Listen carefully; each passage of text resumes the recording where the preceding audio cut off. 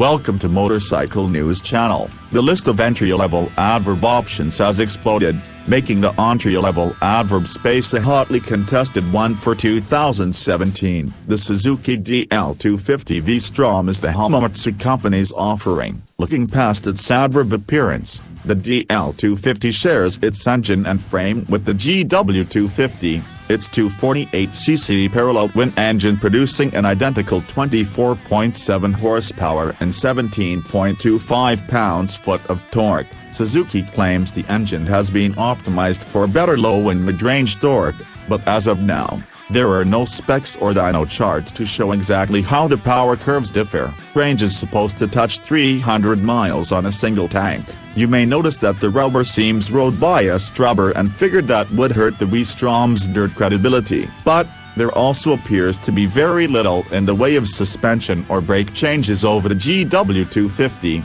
2. On-road accessibility is the killer app of the ABS-equipped DL250. Not off-road shreddability. Weighing in at around 418 pounds, and with the seat height of 31 inches, the DL250 V-Strom should be extremely easy to swing a leg over, and Suzuki has mentioned that its ergonomics have been set up for all-day comfort as well.